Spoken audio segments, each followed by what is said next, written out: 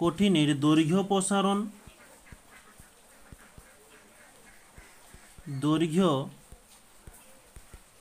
প্রসারণ গুণাঙ্ক আলফা, ক্ষেত্র প্রসারণ গুণাঙ্ক বিটা ও আয়তন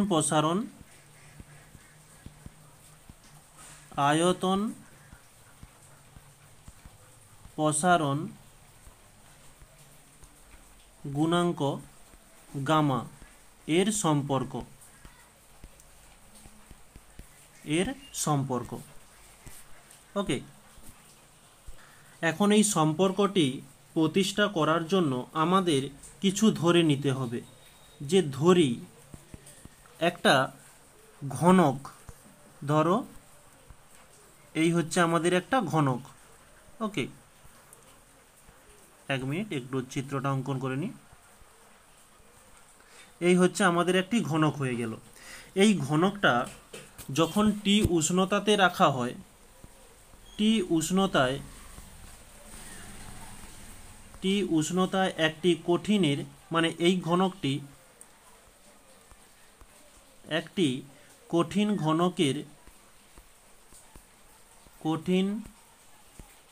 ঘনকের বাহুর দৈর্ঘ্য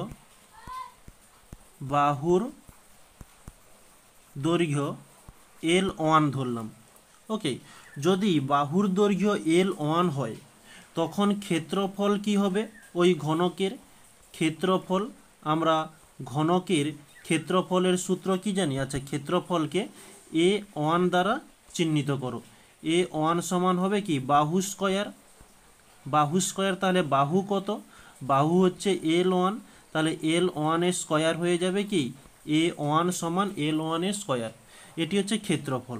যদি আয়তন হয়, আয়তন, এই ঘনকটির আয়তন, একে আমরা V1 দ্বারা চিহ্নিত করি। V1 সমান হবে, যে সূত্রতে আমরা জানি কি, বাহুর কিউব। তাহলে বাহু কত? বাহু হচ্ছে L1, তাহলে এর কিউব হয়ে যাবে। এটি তাহলে হলো V1 এর মান। এখন এটি টি উষ্ণতাতে, যদি টেম্পারেচারটাকে বাড়িয়ে T2 করা হয়, তাহলে এখানে করব, যদি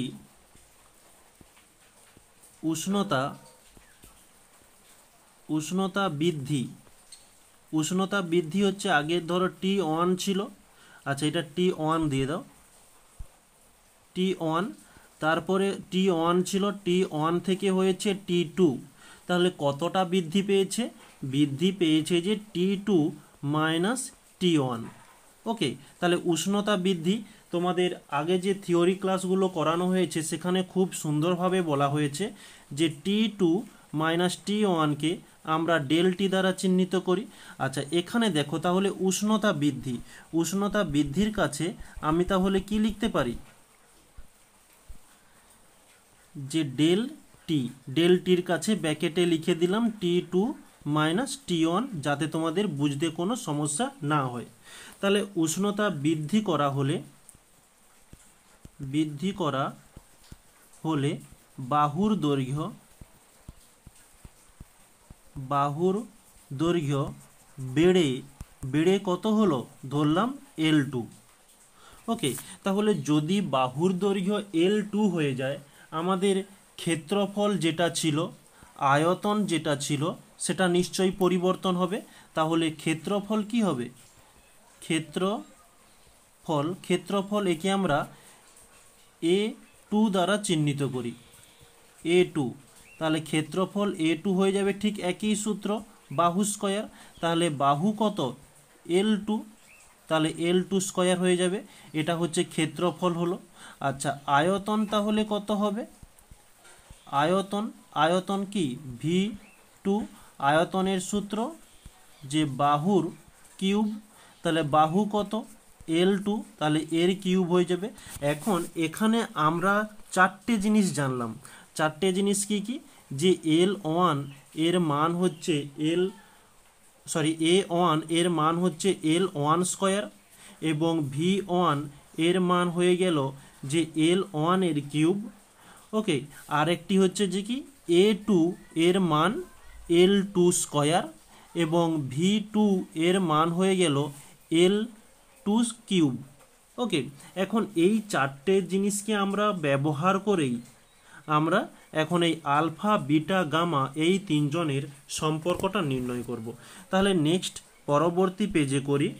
আমরা দৈর্ঘ্য প্রসারণ গুণাঙ্কের সমীকরণ থেকে এটা প্রমাণ করার চেষ্টা করব যে দৈর্ঘ্য প্রসারণ গুণাঙ্ক বা গুণাঙ্কের সমীকরণ। দৈর্ঘ্য প্রসারণ গুণাঙ্কের সমীকরণটা কি? সমীকরণ তোমাদের দুটো সমীকরণ দেখানো হয়েছিল। একটা হচ্ছে যে আলফা সমান আচ্ছা এক মিনিট L1 আচ্ছা L1 নয় L2 minus L1 by L1 into T2 minus T1 এই সমীকরণটা ছিল। আচ্ছা, এই সমীকরণটাকে সমাধান করলে আমরা আরেকটা সমীকরণ পেয়েছিলাম কি যে L2 সমান L1 into 1 plus alpha del t. এখন এই ডেল টিটা কি সেটা তোমাদের একটু আগে বোঝানো হলো। আচ্ছা, এই সমীকরণটা পেয়েছিলাম। এখন আমরা এই যে সমীকরণটি রয়েছে এই সমীকরণটাকে কাজে লাগিয়ে আমরা সমাধান করব। তাহলে আমাদের এই সমীকরণটার কোনো প্রয়োজন নেই, এটাকে তুলে দিলাম। আচ্ছা, আমাদের এই সমীকরণটার দুই পক্ষে বর্গ করে পাই। তাহলে লিখি উভয়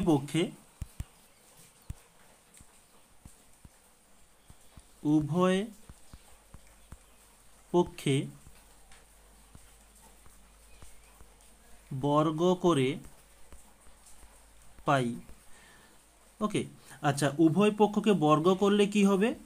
L2 স্কয়ার হয়ে যাবে, এদিকে L1 এর স্কয়ার হয়ে যাবে, এদিকে 1 প্লাস আলফা ডেল টি যে রয়েছে এর হোল স্কয়ার হয়ে যাবে। এখন বাকে বা দিলাম, L2 স্কয়ার যেমন ছিল থাকলো, L1 স্কয়ার যেমন ছিল থাকলো। এখন এই যে সমীকরণটা রয়েছে এটা কিসের মতো অনেকটা দেখতে হয়েছে বলো দেখি? যে A প্লাস বির হোল স্কয়ার সূত্রের মতো। আমরা এখানে কি জানি যে A square plus 2AB plus B square, এই সমীকরণটা জানি। ঠিক এই সমীকরণটা রূপে আমরা এটাকে সমাধান করব। তাহলে এখানে আমরা দ্বিতীয় বন্ধনী দেই, এটি হয়ে যাবে যে 1 square plus 2 into 1 into alpha del t plus alpha del টির হোল স্কয়ার, কারণ বি স্কয়ার রয়েছে, আর হচ্ছে আলফা ডেল টি এটাই হচ্ছে আমরা বি ধরেছি। আচ্ছা, তাহলে দ্বিতীয় বন্ধনী ক্লোজ করলাম। আচ্ছা, নেক্সট পরবর্তী লাইন বাকে বা থাকলো, L2 স্কয়ারের সোজা L2 চলে এলো, L1 এর স্কয়ারের সোজা L1 এর স্কয়ার চলে এলো। দ্বিতীয় বন্ধনী 1 স্কয়ার 1 হবে plus 2 into 1 into alpha del t. সমাধান করলে আমরা কি পাবো? যে 2 আলফা ডেল টি প্লাস এই আলফা ডেল টির হোল স্কয়ার যেমন ছিল রেখে দিলাম আলফা ডেল টির হোল স্কয়ার। ওকে, আচ্ছা, নেক্সট পরবর্তীতে আমরা এখানে এই যে L2 রয়েছে, প্রথম দেখো L2 স্কয়ার রয়েছে, L2 স্কয়ারের পরিবর্তে আমরা কি বসাতে পারি? এই যে এখানে দেখো L2 স্কয়ার, এখানে তাহলে L2 স্কয়ারের পরিবর্তে আমরা, আচ্ছা এটা হচ্ছে L1, এই যে L2 স্কয়ারের পরিবর্তে আমরা A2 বসাতে পারি। তাহলে সেখানে আমরা A2 লিখলাম। আচ্ছা, এখানে দেখো L1 রয়েছে, L1 এর কাছে L1 স্কয়ার রয়েছে, L1 স্কয়ারের কাছে আমরা কি লিখতে পারি? এই যে L1 স্কয়ার এর পরিবর্তে আমরা A1 লিখতে পারি। এখানে তাহলে লিখব যে A1 বসিয়ে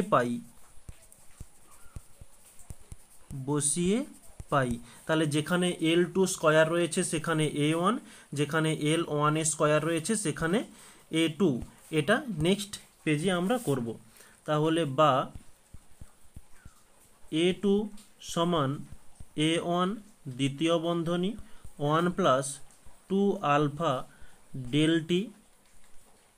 ডেল টি, আচ্ছা টিটা হচ্ছে না, টি প্লাস আলফা ডেল টির হোল স্কয়ার। এটা হচ্ছে আমাদের সেকেন্ড বন্ধনী ক্লোজ হলো। আচ্ছা এখানে এই সমীকরণে এই যে আমাদের আলফা ডেল টির হোল স্কয়ার রয়েছে এর মান খুব সামান্য, মানে খুব ছোট্ট, এতটাই ছোট্ট যে আমাদের ধরা এবং না ধরা দুটোই সমান। যদি ধরা হয় এমন একটা পরিবর্তন হবে যে পরিবর্তনটা তুমি অনুভব করতেই পারবে না। ওকে, ঠিক সেরকমই আর কি। এই সমীকরণে alpha del t whole square এর মান খুব সামান্য হওয়ায় এটি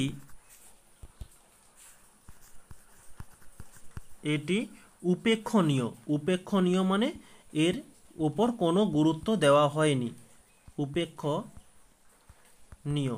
তাহলে আমি ওই সমীকরণটাকে কি লিখতে পারি যে A2 সমান A1 1 প্লাস 2 আলফা ডেল টি যেমন ছিল থাকলো, যেহেতু এই অংশের কোনো দাম নেই তাহলে ওকে আমি ছেড়েই দিলাম। ওকে, এখন ক্ষেত্র প্রসারণ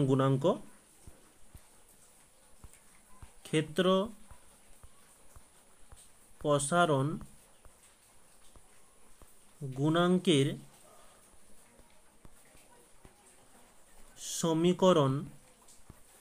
সমীকরণ হলো A2 সমান A1 দ্বিতীয় বন্ধনী 1 প্লাস বিটা ডেল টি। এই সমীকরণটা আমরা লিখতে পারি কারণ আমরা ক্ষেত্র প্রসারণ গুণাঙ্কে এই সমীকরণটা জেনেছি। ঠিক এর সঙ্গে আরও একটা সমীকরণ আমাদের জানা ছিল যে বিটা সমান A2 minus A1 by A1 into T2 minus T1। Okay, এখানে এই T2 মাইনাস T1কে ডেল টি ধরা হয়েছে। তো এই সমীকরণটাকে সমাধান করলে আমরা এই সমীকরণটাই পেয়ে থাকব। তাহলে আমরা নিচের সমীকরণটাকে তুলে দেই, আমরা প্রথম সমীকরণটা থেকেই এটি আমরা সমাধান করব। ওকে, আচ্ছা এখন দেখো এই যে সমীকরণটা লিখেছি এখানে A2 এর মান রয়েছে A1 দ্বিতীয় বন্ধনী 1 প্লাস বিটা ডেল টি। তাহলে এই A2র মানটা আমরা এখানে পুট করতে পারি। তাহলে লিখব যে বা A1 দ্বিতীয় বন্ধনী 1 প্লাস বিটা ডেল টি। এখানে দ্বিতীয় বন্ধনী দিতে পারো বা প্রথম বন্ধনী করতে পারো, ভিতরে তো কোনো বন্ধনী নেই। ওকে, মানে ব্র্যাকেট সমান আমাদের যেটা ছিল A1 1 plus 2 alpha del t. এখন এখানে কিছু কাটাকাটি হয়ে যাবে। কাটাকাটিটা কি হবে যে A1 কেটে গেল, এখানে 1 কেটে গেল, এখানকার দেখো ডেল টি কেটে গেল। তাহলে আমাদের থাকার মধ্যে কি থাকলো বিটা এবং এখানে হচ্ছে 2 আলফা। ওকে, আচ্ছা কালারটা নিয়ে নিই। তাহলে আমরা নেক্সট পেজে করতে পারি বিটা সমান 2 আলফা। ওকে, বা এখানে করা যায় যে আলফা সমান বিটা বাই 2। ওকে, আচ্ছা এই যে সমীকরণটা হলো এটাকে আমরা মার্ক করে রাখলাম। একে আমরা 1 নম্বর সমীকরণও দিতে পারি। ওকে, একে আমরা 1 নম্বর সমীকরণও লিখতে পারি। তো আমরা এখন যখন এই দুটো পেজে যেটা করেছি ঠিক একই রকমের, ঠিক এই যে অংশটা এবং এদিকে অংশটা রয়েছে ঠিক একই রকমের আমরা আরও একটা সমাধান করে নেব। তো নেক্সট পেজে আমরা লিখব যে দৈর্ঘ্য প্রসারণ গুণাঙ্কের সমীকরণ হলো, আমরা আগেরটা করেছিলাম ঠিক ওই দৈর্ঘ্য প্রসারণ গুণাঙ্কের সমীকরণ থেকে করেছিলাম। এই যে একটু দেখিয়ে দিই তোমাদের, এই যে দৈর্ঘ্য প্রসারণ গুণাঙ্ক, এই সমীকরণ থেকে আমরা আরও একভাবে প্রমাণ করতে পারি প্রমাণটা কি করব দেখিয়ে দিচ্ছি, যে দৈর্ঘ্য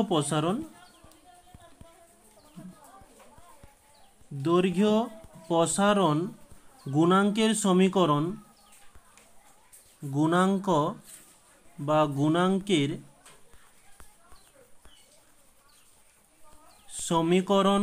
গুণাঙ্কের সমীকরণ হলো যে L2 সমান L1 1 প্লাস আলফা ডেলটি।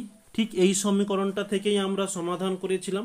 আচ্ছা, এরপরে আমরা সেখানে কি স্টেপ ফলো করেছিলাম, যে উভয় পক্ষে বর্গ করে পাই, কিন্তু এখানে আমরা উভয়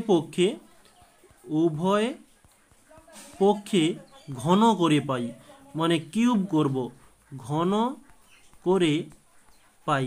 তাহলে দুই পক্ষে যদি কিউব করা হয় তাহলে বাকে বা এলো L2 কিউব সমান L1 এর কিউব 1 প্লাস আলফা ডেলটির হোল কিউব হয়ে গেল।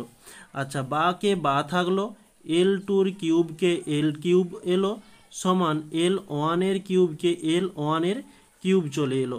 এখন আমরা এখানে একটা সমীকরণ জেনেছিলাম, সমীকরণ বলতে এটা তোমরা ম্যাথে জেনেছো, যে a প্লাস বির হোল কিউব।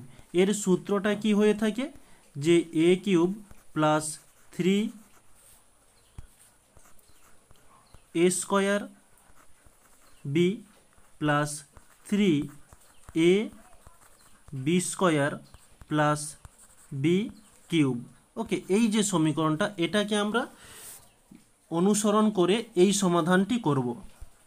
তাহলে এখানে আমরা করতে পারি যে দ্বিতীয় বন্ধনী 1 এর কিউব প্লাস 3 ইন্টু 1 এর square into alpha delta t plus 3 into 1 into alpha ডেলটির হোল স্কোয়ার প্লাস আলফা ডেলটির হোল কিউব। আমাদের দ্বিতীয় বন্ধনী ক্লোজ করলাম। আচ্ছা, নেক্সট বাকে বা থাকলো, L2 স্কোয়ারকে L2 স্কোয়ার, আচ্ছা স্কোয়ার বলছি, কিউব হবে, কিউব সমান L1 এর কিউবকে L1 এর কিউব এলো। দ্বিতীয় বন্ধনী একের কিউব করলে কি হবে, যে 1 আসবে, প্লাস এটাকে আমরা সমাধান করব। সমাধান করলে কি আসছে, যে 3 আলফা ডেলটি প্লাসকে প্লাস থাকলো, তারপরে এটা সমাধান করলে 3 আলফা ডেলটির হোল স্কোয়ার। ওকে, প্লাস এদিকে হচ্ছে আলফা ডেলটির হোল কিউব। একে আমরা দ্বিতীয় বন্ধনীর মধ্যে ক্লোজ করলাম। এখন দেখো নেক্সট পরবর্তীতে এই যে L2 কিউব হয়েছে, L2 কিউব সমান, একে আমরা কি লিখতে পারি। আচ্ছা, আমরা একবারে প্রথমে যাই। আচ্ছা, এই যে কোথায় গেল, 1 মিনিট, এই যে L2, আচ্ছা এই যে L2 কিউব সমান আমরা লিখতে পারি V2। ওকে, আর L1 এর কিউব সমান লিখতে পারি V1। তাহলে ঠিক এই জিনিসটাই আমরা সেখানে লেখার চেষ্টা করব। আচ্ছা, এই যে L1 এর কিউব হয়ে গেল V2 ও L1 এর কিউব, আচ্ছা এটা হচ্ছে L2 এর কিউব হচ্ছে V2, এটা হচ্ছে L1 এর কিউব হয়ে গেল V1। এটা বসিয়ে পাই। তাহলে ঠিক এই L1 কিউবের কাছে V2 এবং হচ্ছে L1 কিউবের কাছে এই যে V1 বসানোর চেষ্টা করব আমরা নেক্সট পেজে। তাহলে V2 সমান V1 সমান, আচ্ছা দ্বিতীয় বন্ধনী 1 প্লাস 3 আলফা ডেলটি যেমন ছিল থাকবে, এটা এখানেও যেমন ছিল থাকবে, দ্বিতীয় বন্ধনীতে যেমন যা ছিল আমরা সাইজ করে করে গুছিয়ে দিলাম, প্লাস আলফা ডেলটির হোল কিউব। ওকে, এটা হচ্ছে দ্বিতীয় বন্ধনীর মধ্যে ক্লোজ করলাম। এখন আমাদের এই যে 3 আলফা ডেলটির হোল স্কোয়ার ও এই আলফা ডেলটি এর হোল কিউব, এই দুইজনের মান বলতে আসল হচ্ছে এই যে আলফা ডেলটি, এর মান খুব সামান্য, মানে এতটাই সামান্য, তার সঙ্গে 3 গুণ করলেও সেটা একই পর্যায়ে থেকে থাকে। তাহলে এখানে লিখব যে এর মান বা এদের মান খুব সামান্য হওয়ায় এটি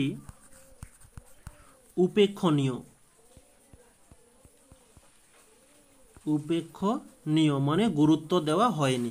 তাহলে আমরা নেক্সট লাইনে লিখতে পারি V2 সমান V1 first bracket 1 plus 3 alpha del টি।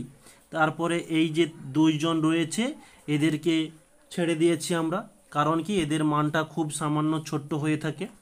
আচ্ছা, এখানে আমরা V2 এর মান বসাবো। V2 এর মান কোথা থেকে পাবো? আমরা আয়তন প্রসারণ গুণাঙ্কের সমীকরণ জেনেছিলাম যে আয়তন প্রসারণ গুণাঙ্কের সমীকরণ থেকে পাই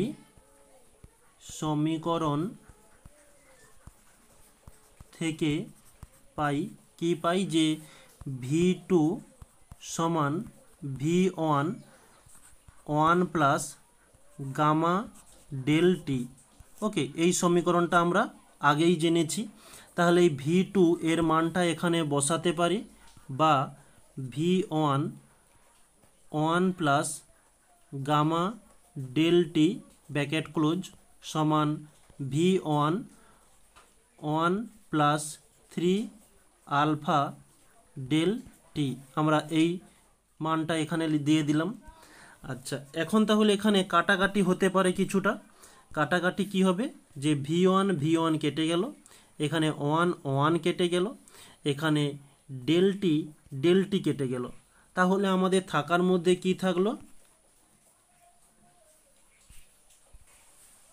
যে গামা সমান 3 আলফা, বা একে আমি লিখতে পারি যে আলফা সমান গামা বাই 3। এখন এখানে একটি এই যে সমীকরণটা রেডি হলো। আগে আমরা একটা সমীকরণ রেডি করেছিলাম, যে সেই সমীকরণটা নাম দিয়েছিলাম কি 1 নম্বর সমীকরণ। এটা আমরা নাম দিলাম 2 নম্বর সমীকরণ। এখন এই দুটো সমীকরণকে সমতুল্য করব। তাহলে নেক্সট লিখি যে 1 নম্বর ও 2 নম্বর সমীকরণ